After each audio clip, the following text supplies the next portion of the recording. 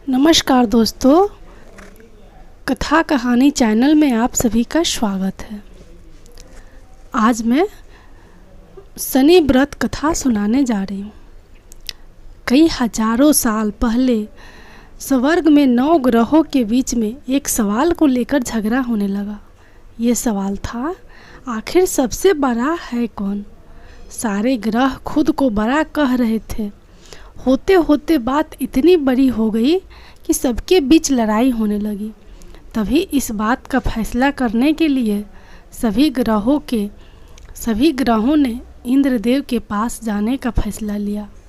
वहाँ पहुंचकर सबने एक स्वर में उनसे पूछा, आखिर हम सब में से सबसे बड़ा कौन है? इस सवाल का जवाब इंद्रराज के पास नहीं था। इस बात को सुनते ही वो परेशानी हो गए। साफ शब्दों में इंद्रदेव ने कह दिया कि आपके इस सवाल का जवाब राजा विक्रमादित्य ही दे सकते हैं। हम सबको तुरंत पृथ्वी लोक चले जाने चाहिए। सबने इंद्रदेव की बात मान ली और सभी एक साथ उज्जैन पहुंच गए। वहां पहुंचकर सारे 9 ग्रहों ने इंद्रदेव से पूछा गया सवाल इस बार राजा विक्रमादित्य से किया। ऐसा सवाल सुनकर राजा भी हैरान हो गए। उनके मन में हुआ कि हर ग्रह की अपनी एक खासियत है। हर कोई किसी धातु का देव कहलाता है और सबकी शक्ति अलग अलग प्रभावी है। अगर किसी को बड़ा और किसी को छोटा कह दिया तो बड़ी मुश्किल हो सकती है।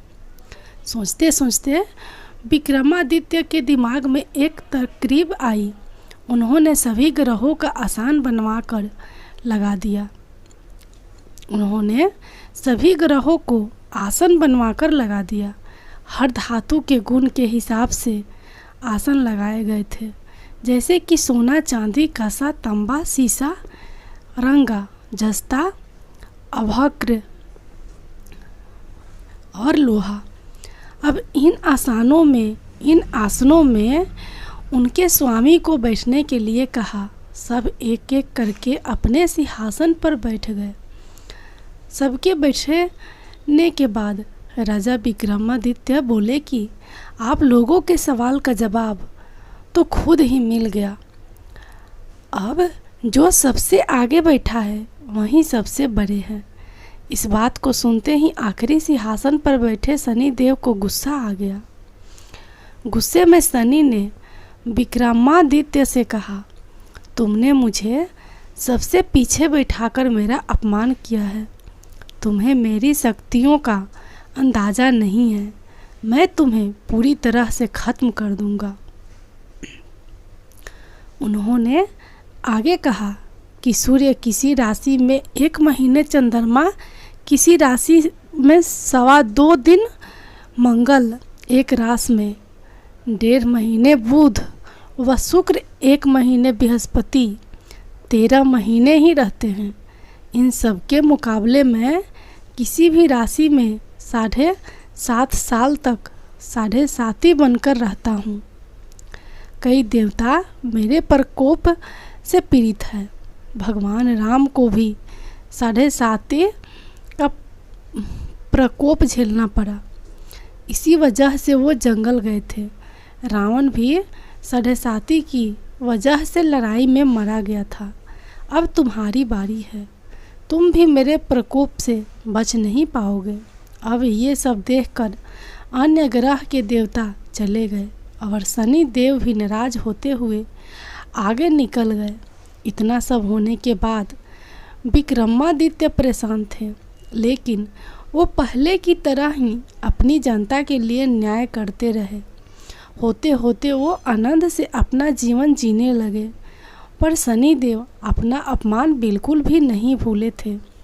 बदला लेने के मन से एक दिन शनिदेव घोड़ा व्यापारी के रूप में उज्जैन पहुँचे। वहाँ पहुँचते ही उन्होंने खबर फैला दी कि उनके पास खूब तेज दौड़ने वाले घोड़े हैं। इस खबर के मिलते ही राजा ने घोड़े का ख्याल रखने वाले अश्वपाल को कहा कि जाओ उससे घोड़ा खरीद कर ले आओ। हो गया। और देखा कि घोड़े काफ़ी कीमती है। फिर विक्रमादित्य खुद गए और एक ताकतवर घोड़ा पसंद कर लिया। उसके बाद घोड़े की गति को देखने के लिए विक्रमादित्य उस घोड़े पर सवार होने लगे। तभी घोड़ा हवा में तेजी से दौड़ा और राजा को जंगल ले जाकर छोड़ दिया।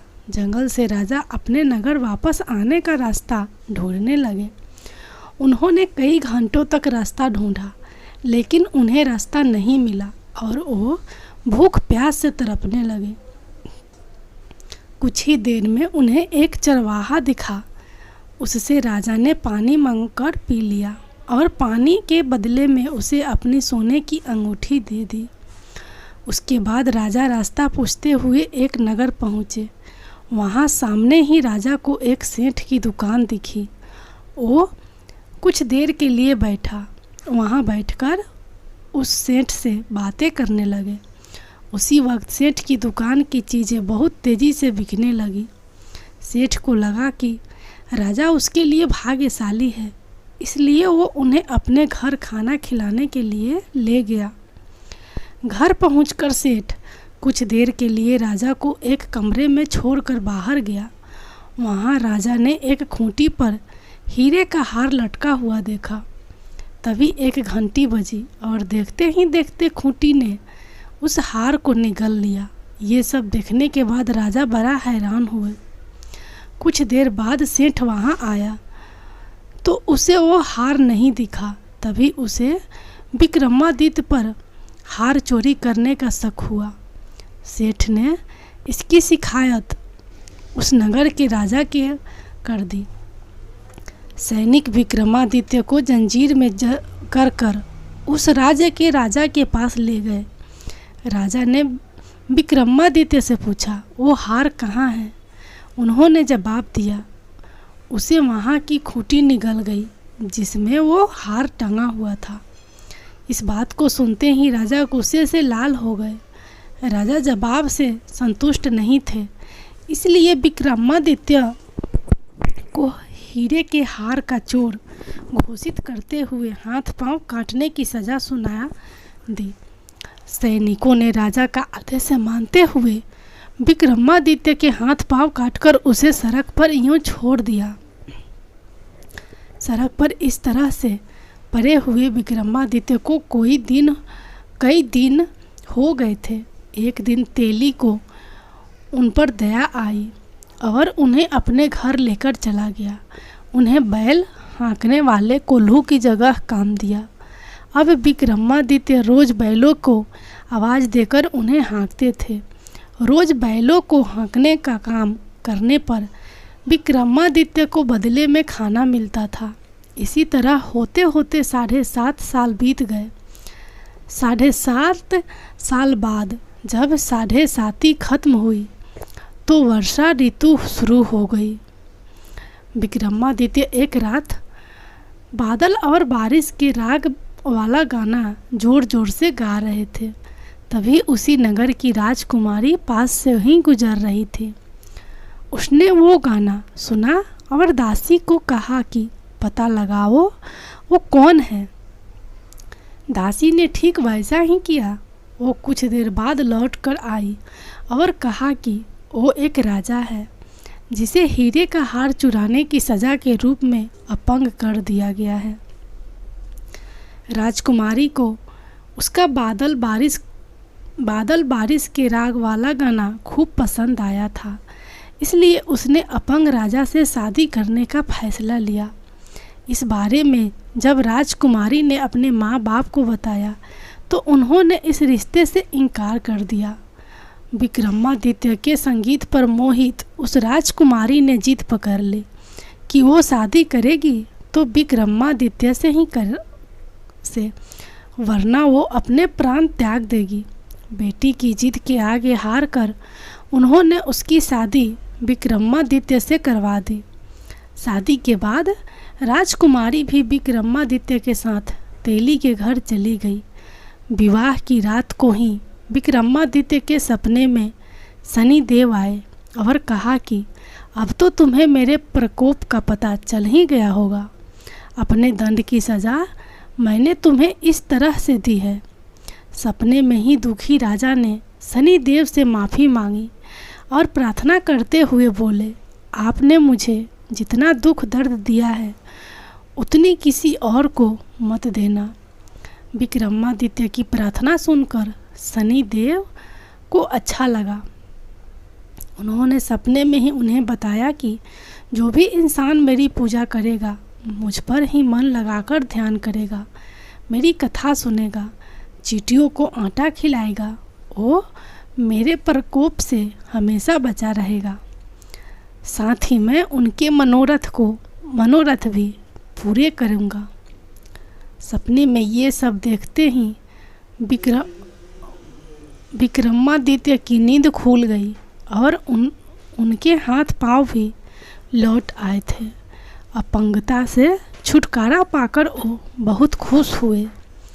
उन्होंने मन से शनिदेव को धन्यवाद किया। इसके बाद विक्रमादित्य ने अपनी पत्नी को शनिदेव के प्रकोप की पूरी कहानी सुनाई। तभी सेठ को भी पता चला कि वो अपंग इंसान राजा विक्रमादित्य है। उसने दौड़कर राजा से माफ़ी मांगी। राजा ने भी उसे माफ़ कर दिया, क्योंकि उन्हें पता था कि ये सब कुछ शनिदेव की वजह से हो रहा है। सेठ ने दोबारा विक्रमादित्य को अपने साथ घर चलने के लिए कहा। वहाँ सब मिलकर खाना खा रहे थे। उसी समय और हार को खूंटी निगल लिया। उसी समय एक और हार को खूंटी ने निगल लिया। इस दृश्य को सबने देखा और हैरान हो गए। कुछ देर बाद सेठ को अपनी करनी पर पछतावा हुआ और उन्होंने अपनी बेटी की शादी विक्रमादित्य से कर दी। विवाह में सेठ ने उन्हें खूब सारे आभूषण दिए। अब राजा विक्रमादित्य अपनी दोनों पत्नियों के साथ राज्य वापस पहुँचे। वहाँ धूमधाम से उनका स्वागत हुआ। अगले ही दिन विक्रमादित्य ने यह घोषणा करवा दी कि सारे ग्रहों में सबसे श्रेष्ठ शनिदेव हैं। जय शनिदेव।